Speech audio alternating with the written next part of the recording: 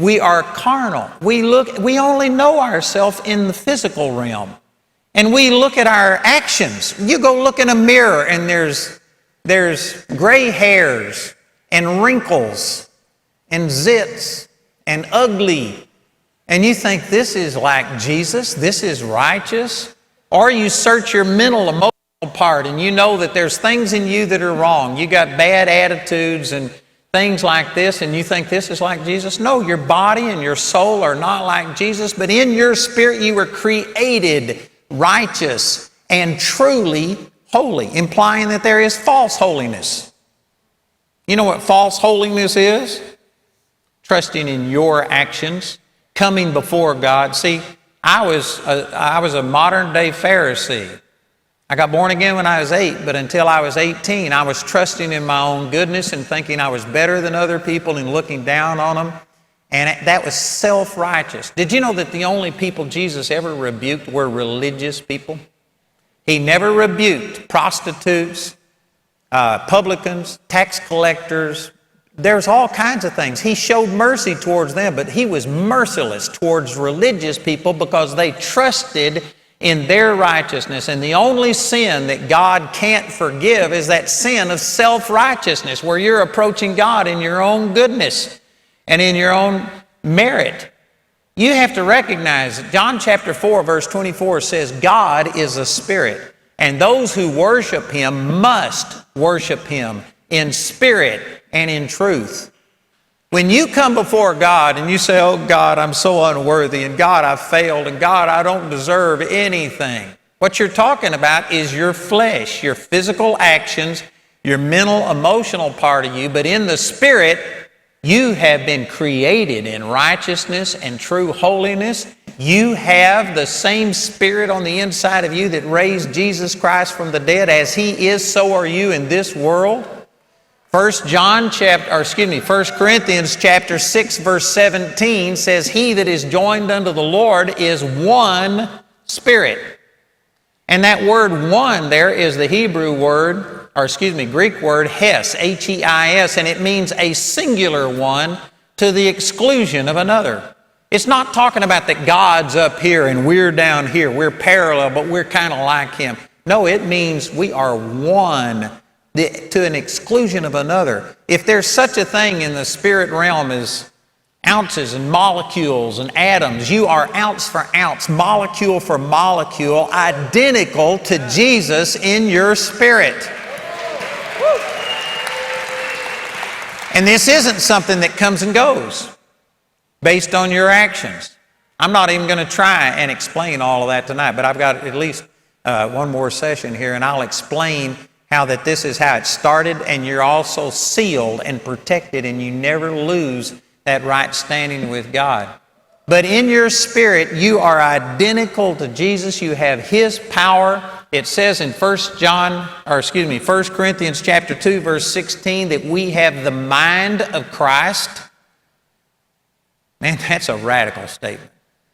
And it says 1 John 2:20 that you have an unction from the Holy One and you know all things. Now see, if you don't understand that this is talking about your spirit, then you'll say, I know all things.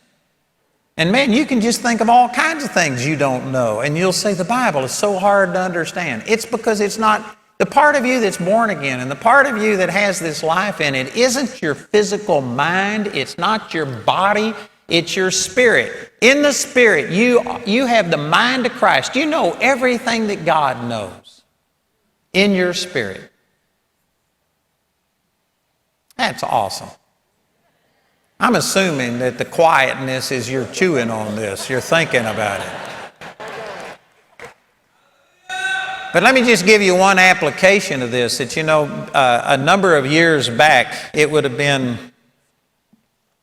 well, it was when the Lord spoke to me about I was limiting Him by my small thinking. And I began to start believing bigger. And we had a little 14,000 square foot building that my ministry was located in. The first thing I did was start believing for a bigger place, and we bought a 110,000 square foot building for $3.2 million, but I had to have a $3.2 million renovation on it. And so when we bought it, we got a loan on that, and I they said that they would give me a construction loan to go with it. And so I was waiting on this construction loan to get it redone so that we could move into it. And for 9 months, they kept telling me every week, says, you'll get the construction loan next week. And they said, we wouldn't have given you the loan if you couldn't have gotten the construction loan. It's no good to you without the construction. And I waited for 9 months. And finally, after 9 months, I was meeting with the bankers, and they said, it's been a year now since we had this building appraised. Let's just start all over. And when they said that, all I could see was another 9 months. And I said, no way. I said, something's wrong. I'm going to pray. So I went home. Anyway, it's a long story, but I started praying in tongues because the Bible says, 1 Corinthians chapter 14, verse 14, that when you pray in tongues, your spirit prays. And 1 Corinthians 14, 13 says, if you pray in tongues, pray also that you interpret. So the Spirit is the part of me that has the mind of Christ, has an unction from the Holy One, knows all things. And I just said, Father, something's wrong, and I know that you have the answer. I know that my born-again spirit has the answer to this, and so I'm going to pray in tongues and ask for an interpretation, and you just show me what I need to do. And I started walking. I've got this trail that I built on my property that's 2 miles round trip, and I was only about as far as from here to the back of this auditorium. And I was praying and saying, God, what's the answer? What needs to happen? And the Lord just brought back to my remembrance a prophecy that had been given to me 2 years before about expansion, and said that you aren't going to need a bank because you own a bank. And when they said that, I thought, what bank do I own? And the prophecy went on to say, your partners are your bank. And did you know, when I started praying in tongues, all of a sudden that prophecy came back, and I said, God, are you telling me that I don't need to take out a loan, $3.2 million? I can do it without a loan. And I prayed about it, and anyway, it's a long story, but I went back to the house and figured out at the rate we had been able to save money, I would have been 120 years old when I got $3.2 million. And this is back in 2002. And so I thought, God, this has to be you. It either has to be you, or if I commit myself to doing this and it's not you, I've just killed the ministry, because our Bible school was out of room. We needed space, and the ministry was growing. And if I waited until I got $3.2 million until I was 120 years old, I'm 71 now, so that'd still be a long ways in the future. I said, this could kill the ministry. But I prayed about it until I was absolutely sure that that's what God was telling me. I went in and told my manager, I said, if they offer me all the money we need tomorrow, I'm not taking it.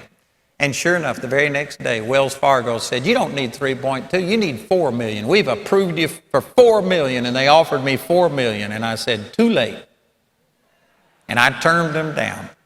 And in 14 months, we had that building paid for. And you know,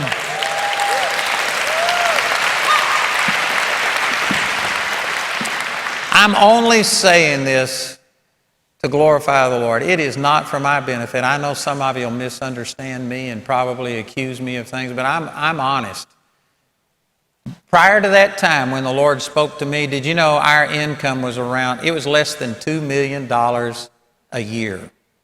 And now, since 2002, we've had over $560 million come in just the U.S. ministry alone. That's not including our 14 other offices that we have around the world. It transformed my life. And you know, one of the ways that it happened was believing that, God, I've got what you have for me in the Spirit, but I need to get it out. And I started praying in tongues.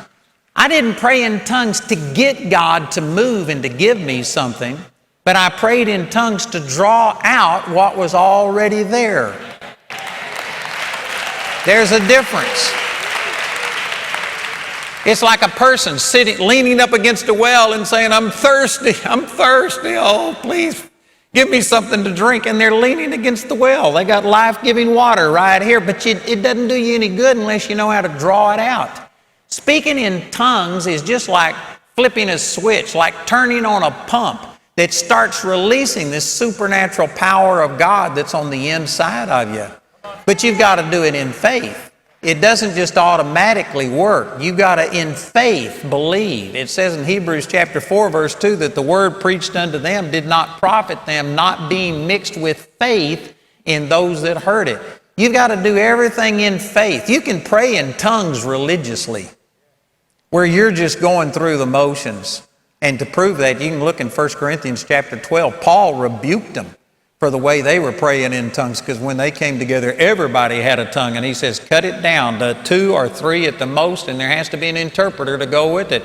So they were doing it just to impress each other with what they had. You've got to do it with the right heart and motive, but you have the mind of Christ on the inside of you. You've already got the faith of Christ.